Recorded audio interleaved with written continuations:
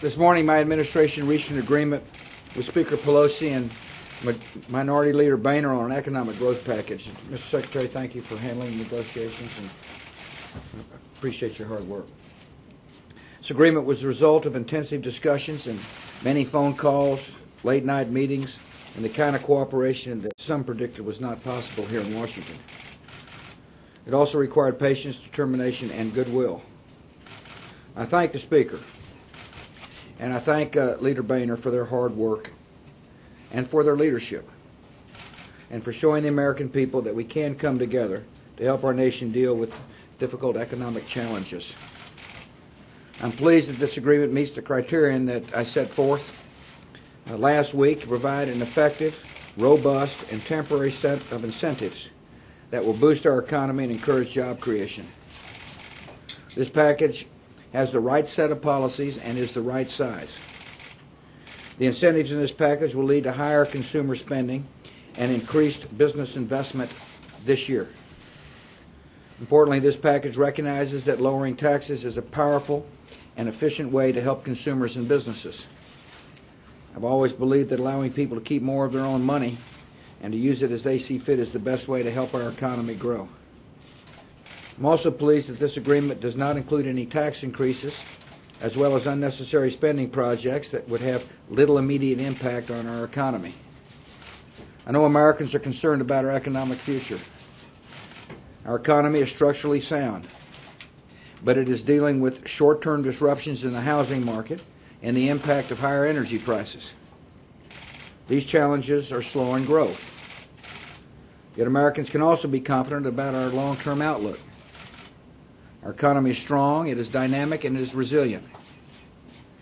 It has led the world for many decades. And with the right policies in place, including the extension of the tax cuts passed in 2001 and 2003 that have helped our economy, I firmly believe we're going to continue to lead the world. Because the country needs this boost to the economy now, I urge the House and the Senate to enact this economic growth agreement into law as soon as possible. We have an opportunity to come together and take the swift, decisive action our economy urgently needs. Secretary Paulson is here to answer any of your questions. At my request, he has taken the lead negotiations like I mentioned, and you did a superb job, Mr. Secretary. Thank you very much. Thank you very much. President, if the Senate doesn't agree, they want to have more. Okay, well, let me just make a few comments, and then we'll take your questions. First of all, I very much thank the President for his leadership. Last Thursday, when we talked to the congressional leaders, he made the point that this is a compelling issue. It's of the utmost importance to the American people, and bipartisan cooperation is key, putting out principles, working with leaders that shared the same principles at the outset. We're able to come to an important agreement. Now, the work is far from over, and as far as I'm concerned, on this package, it's not going to be over until it's enacted, until we get the checks out to the American people. And again, there's a lot that I have on my plate as we look at the capital markets and watch things carefully in this economy. Okay, I'll take your questions. How long will it take after it's passed to get the checks out to the American people? And is this package robust enough to avoid a recession? Well, let me deal with the first question first and say this is something I spent a lot of time on since we began thinking about this. And I think people will be pleasantly surprised that as we've worked with the IRS, we're going to do things that we weren't able to do in the past and move more quickly. So in my judgment, that within 60 days of enactment, with just the caveat that for about a 2-week period, beginning in the middle of April, there's a very heavy load, a lot of payments going out of Treasury, and so that's got to be the priority. But with that as a caveat, within roughly 60 days, more or less, we will be able to begin making payments, some electronic, some by check, and then again, looking at something like 117 million people, I believe that we can get the lion's share of these payments done in something under 10 weeks from the time we start mailing them. Now, in terms of the economy, remember what I've said, and I have not changed my view on this. The economic growth, there's no doubt it slowed, and it slowed rather markedly at year end. But in my judgment, it's going to continue to grow at a slower pace in here. But the risks are clearly to the downside, and given the facts that the risks are the downside, it's too much of a cost to wait. And so what we're attempting to do here is to take quick action to provide a boost to the U.S. economy.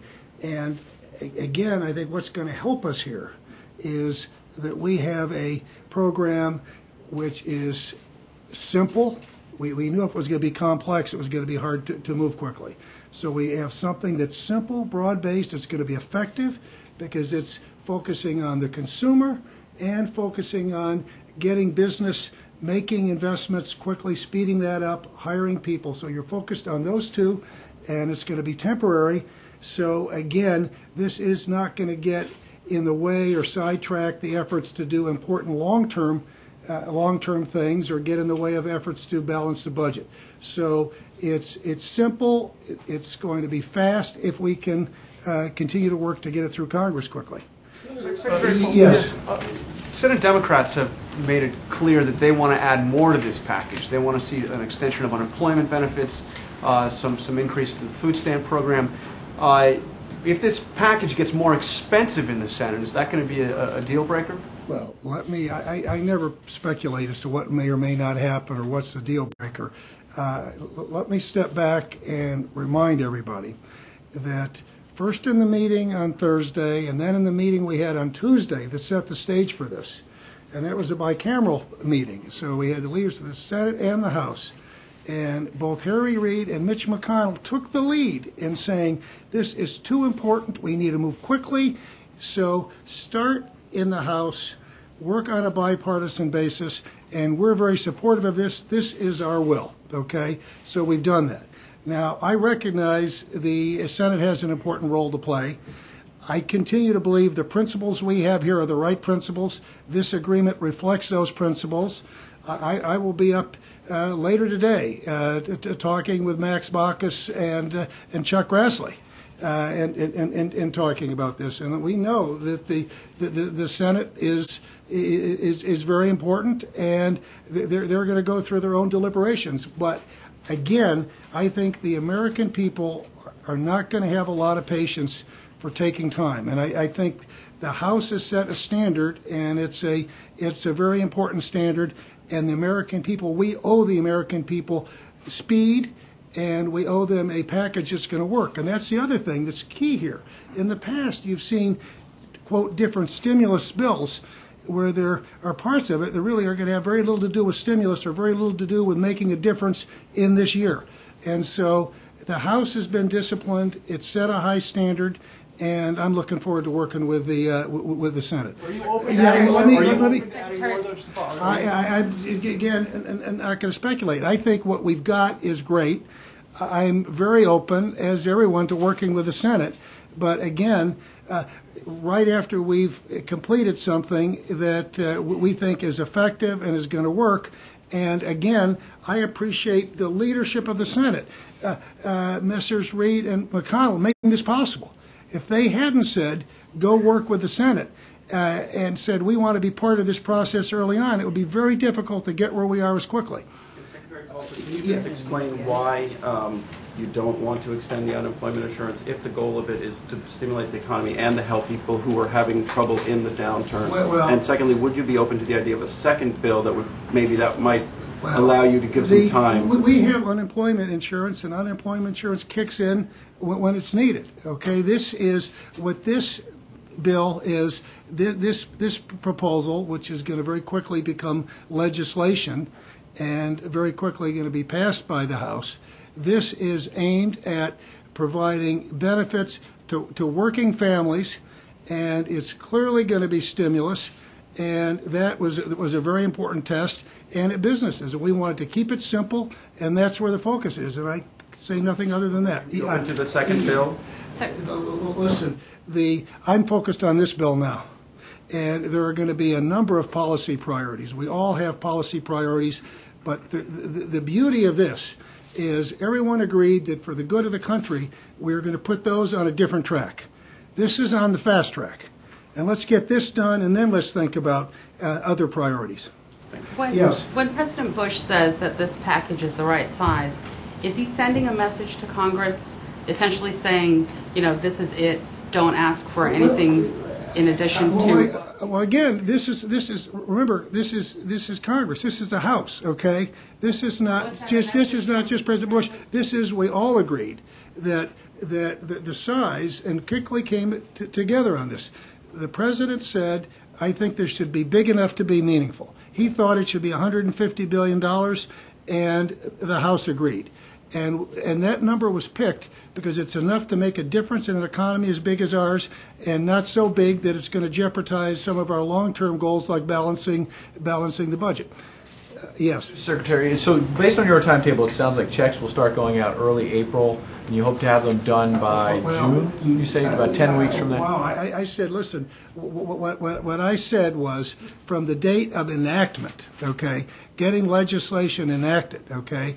Now, I've heard some optimistic people talk about enactment by the President's Day recess in February, mid-February.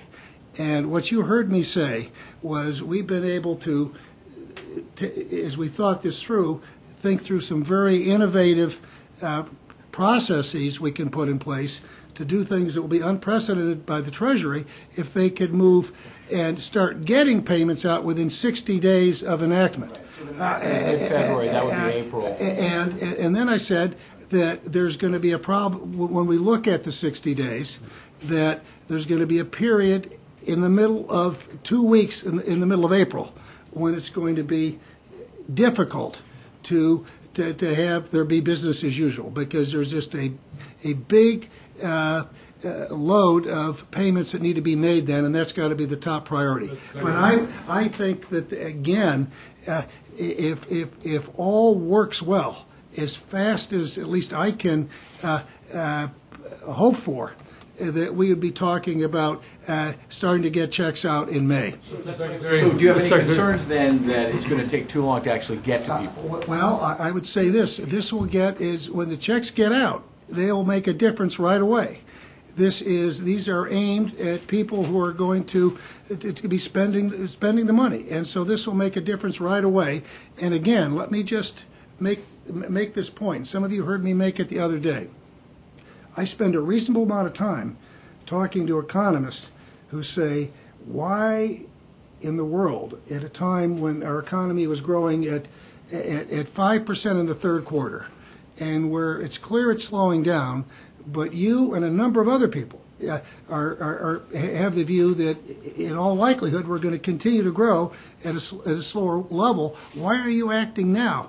And so what we're doing now, again, this is not a precise instrument, but we're doing something again which I think is pretty novel when you look at how quickly the president started focusing on this, and right after the new year and before he took off for the Middle East, he said to the country, we're considering stimulus.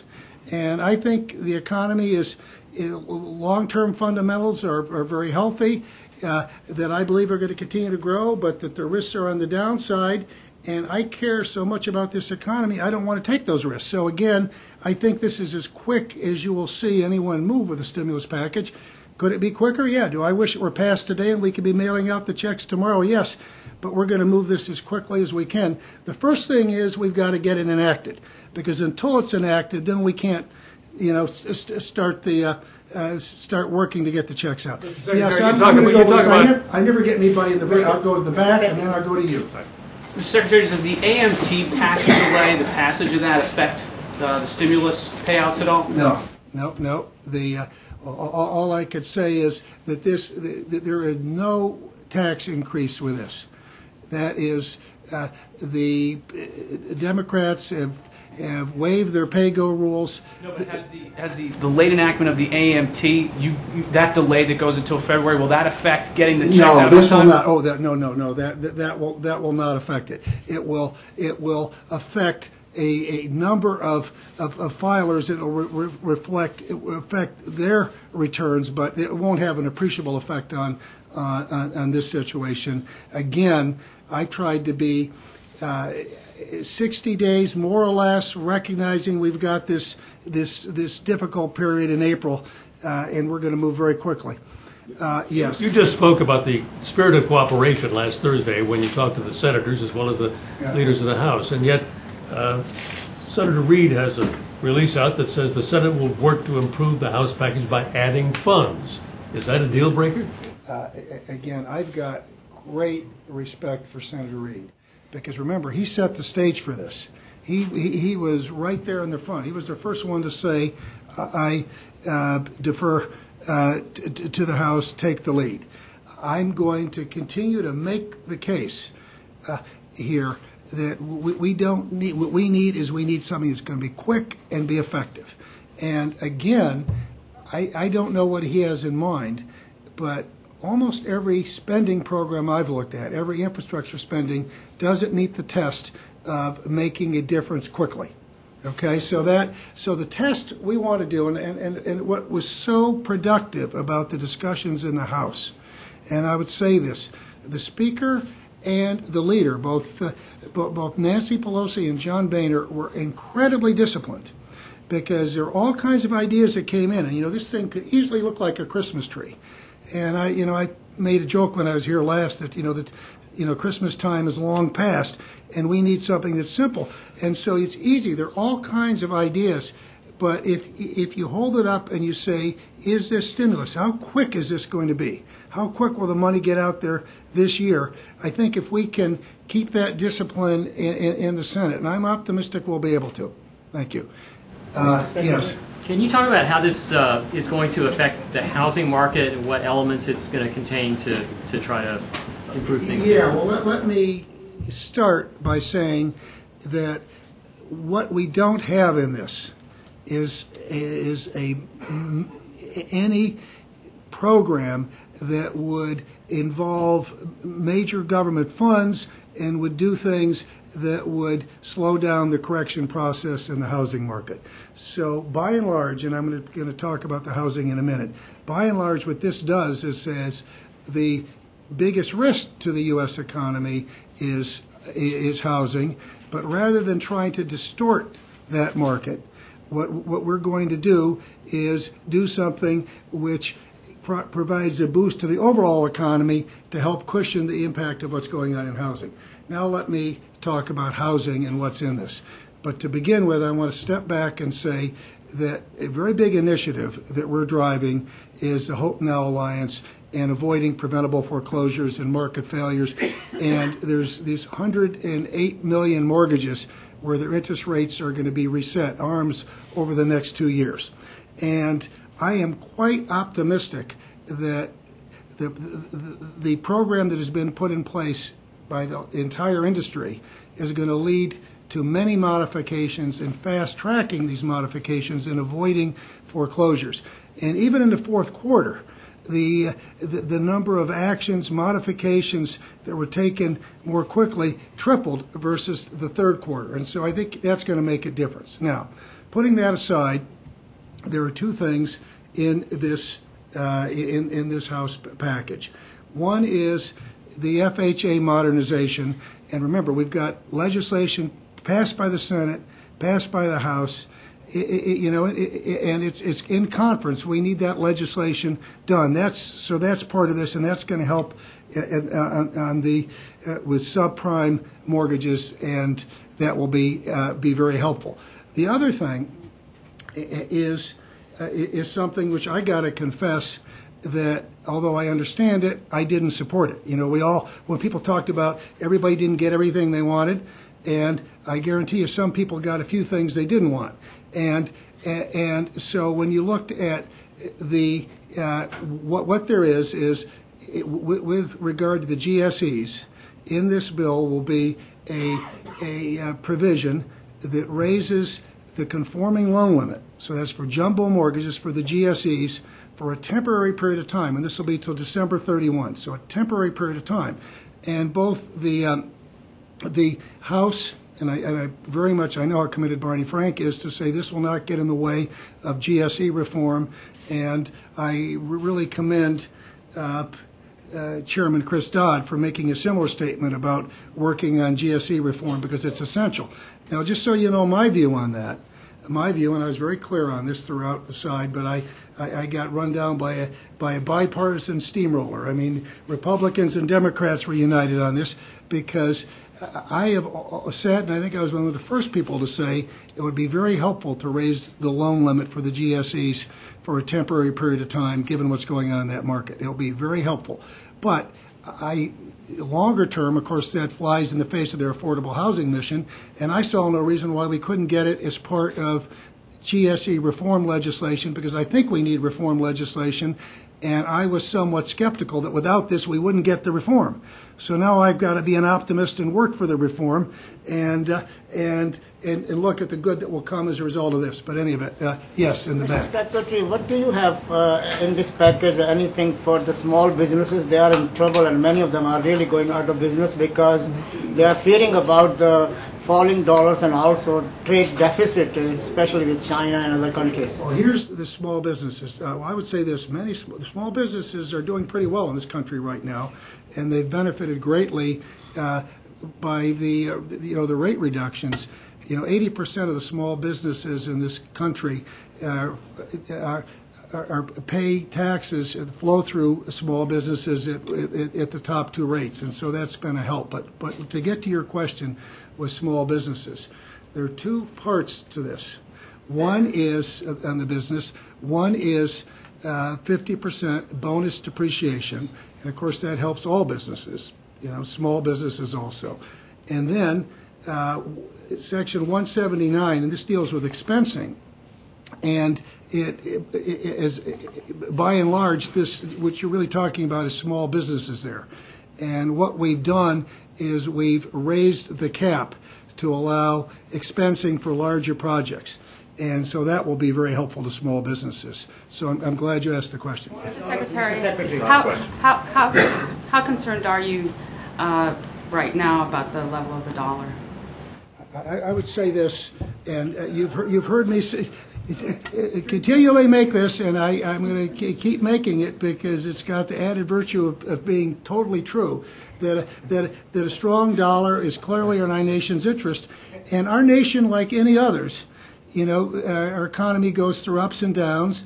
But you've just heard me say a while ago, I believe our economy is going to continue to grow, and now I'm going to say, and I believe our fundamental long-term strength is going to be reflected in the currency markets. Thank you. Thank you.